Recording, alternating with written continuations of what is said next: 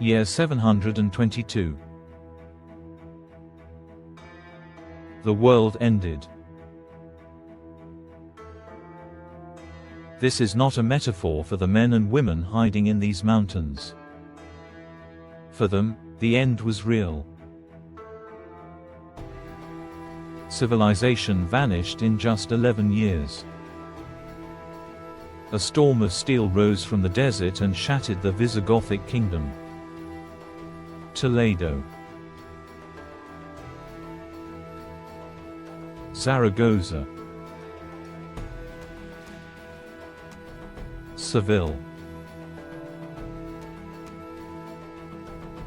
Everything burned. Nothing was left. We lost our land. We fled north, chased by fire and fear, until the sea blocked our path. Behind us, only water.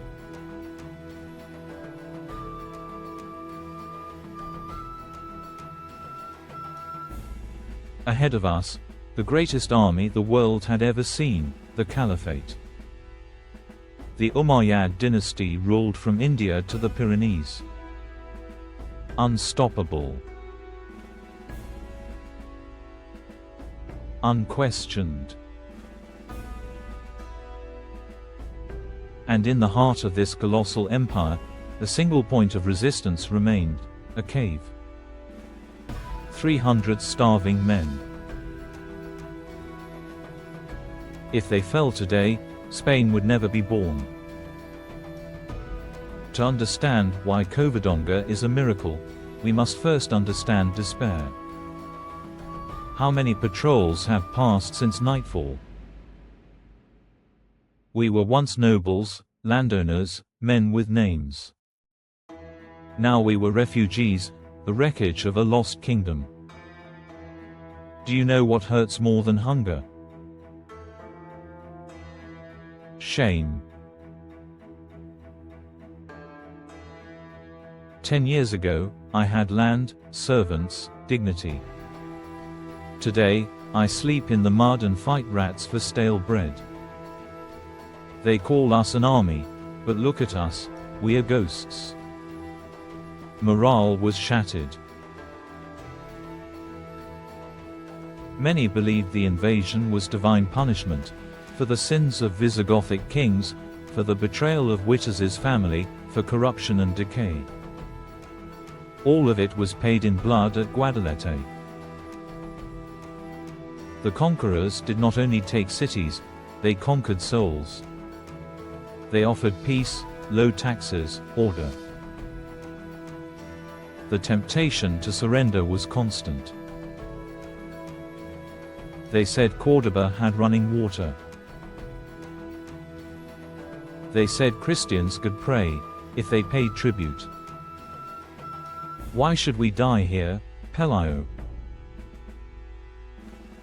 Because tribute is not just money, my friend. It is your memory. The memory of your ancestors, and of those yet to be born. I know we hang by a thread. I know hope grows heavier every day. But have faith. Faith in God, and in ourselves. But I want to live, Pelayo. My wife is sick. What hope do 300 men have, men who can barely hold a spear, against the greatest army our eyes have ever seen? If we descend now and submit, nothing of what we were will survive. Our names will fade. Our homes will no longer be ours. Our children will grow up serving other men and another god. Yes, you may live a little longer, but you will live bent. Here, on this rock, we will suffer hunger and cold. Here, we will bleed. But here, we will remain who we are. God is witness. We do not seek death, but we will not accept the life of the defeated. We may fall, and none of us may see tomorrow, but we will not fall as slaves. We will fall as free men. We will not flee. We will resist. Let God decide our end, but let the world know that here stood men who did not surrender. Pelayo, later remembered as the first king of the kingdom of Asturias, was a cornered man who chose to draw a line in the earth. A single, almost absurd phrase in the face of annihilation: "They shall not pass." The caliphate was in a hurry. For them, the northern lands of the Asturians were insignificant, a forgotten corner, according to Muslim chronicles. They sent General Alcama with nearly 2,000 men of infantry and cavalry, accompanied by Bishop Opers. Opers is the key figure of this tragedy, the collaborator, the man who said resistance was pointless. "You call me a traitor? I saved lives. I prevented the sack of Toledo. I understood that the winds of history had changed."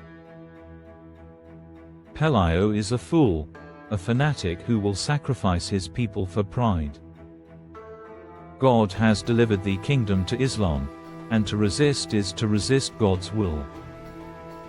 You, who judge me now, would have done the same. Opers climbed to the cave to negotiate. Pelayo was waiting. 2 men. 2 loyalties.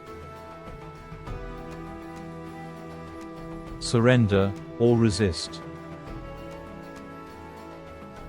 Munio controls Gijon. There are thousands of soldiers. Their cavalry drinks rivers dry. Hope does not stop arrows. The mountain passes are secured. This is a trap. Swear loyalty, pay tribute, and live. Tell your general we do not want his peace. We will not live under foreign rule. A life bought with obedience is not life. Do you see that crack in the rock? From here, something will begin that you cannot stop. The mustard seed is small, Bishop, but God makes it grow. Those were the last words. Opers lowered his head and withdrew. In the valley, war drums began to thunder. The giant prepared to crush the insect. Pelayo's strategy was desperate. Covadonga was not a battlefield, it was a funnel. Confident in their superiority, Alcama's army made a fatal mistake and entered the gorge. Hundreds advanced in narrow formation between sheer cliffs. We watched them enter, certain it was the end. Then Pelayo raised his hand. They had no longbows, no catapults. We had stones and logs. Let the earth fall. It was a slaughter. Rocks crushed the vanguard and sealed the passage. Pelayo's warriors charged with no retreat behind them. And then, the impossible happened. A storm. Arrows turning back against their masters. Horses panicking, plunging from cliffs. They were not invincible. Al-Qamar fell. And with him, the myth of caliphate invincibility. They fled in terror through the Picos de Europa. When night fell, silence returned to Covadonga. The ground was red. 300 men had stopped an empire. There were no victory songs. Of nearly 300, only 40 saw another sunrise. In Damascus, it was recorded as a minor skirmish. In Spain's history, it was the beginning of an age. That day, we were not erased from the face of the earth. In that cave, the seed of a nation was born. From that ember would rise a fire that burned for 770 years. And it all began here. If you enjoyed this video, subscribe to the channel and activate the bell. Any support is welcome. Until next week, your friend in history.